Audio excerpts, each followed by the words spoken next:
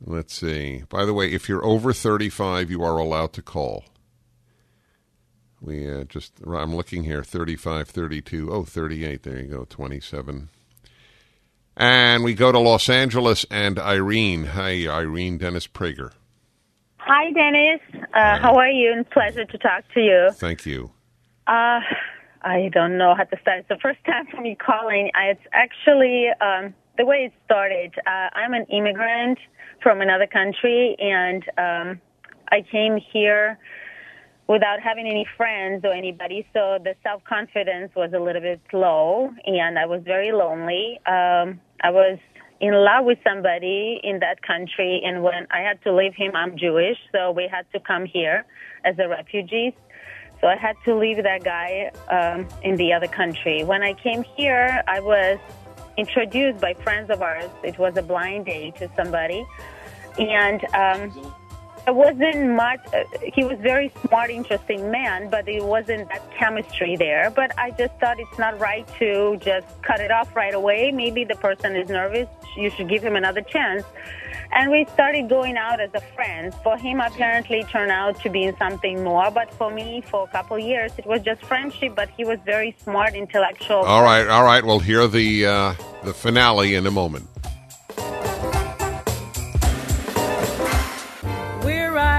Hello, my friends. I'm Dennis Prager. This is the Male-Female Hour, second hour every Wednesday, devoted to very honest and open talk about men and women and their relations. So the study came out. David Brooks, the NYT, New York Times, reported on it. Women who had premarital doubts had significantly higher divorce rates after 4 years. Men who had premarital doubts, there was no statistical difference in divorce. I think I have explained it. You are confirming it thus far with your own stories. So, Irene, let's move quickly to the end of your story. So after a while, we got engaged.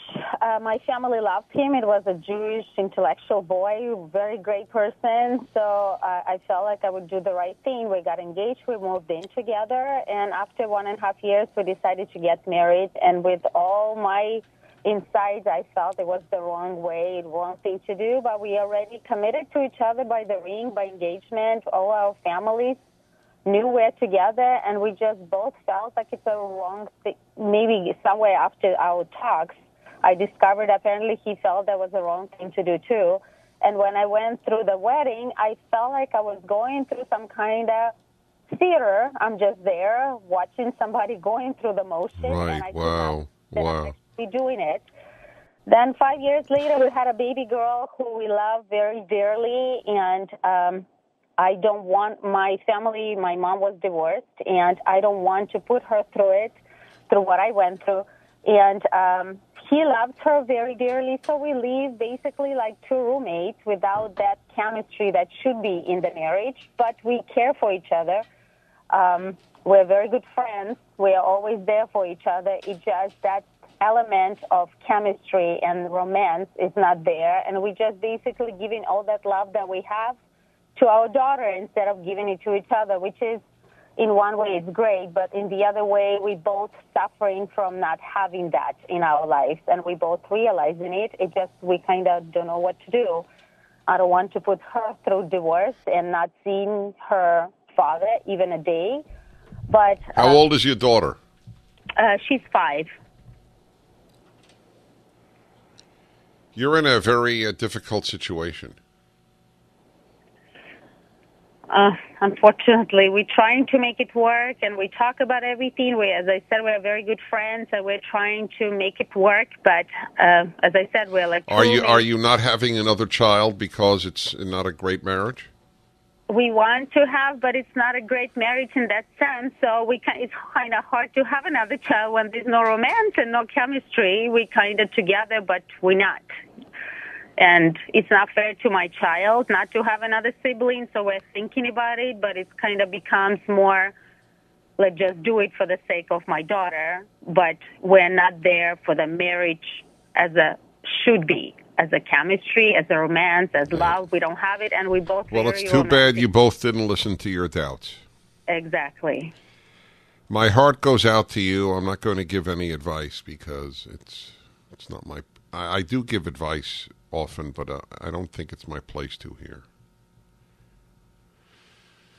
But it is a very difficult thing because, well, I'm really suppressing thought here.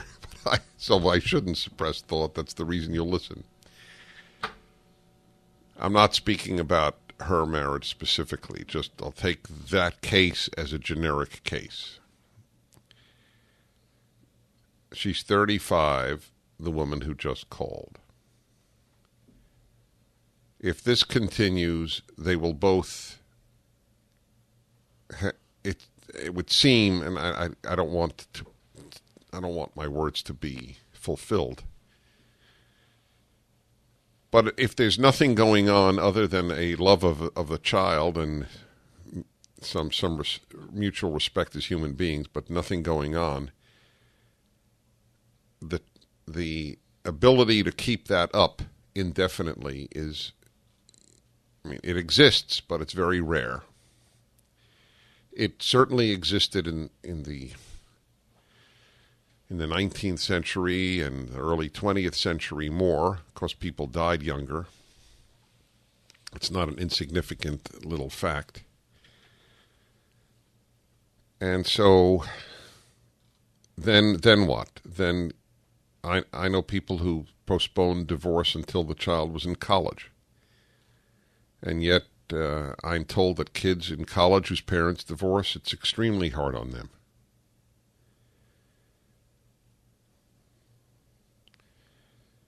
So there are just a lot of bad options in such a case. The lesson of the story, listen to your doubts. Not if they're about marriage, if they're about that person or about the two of you.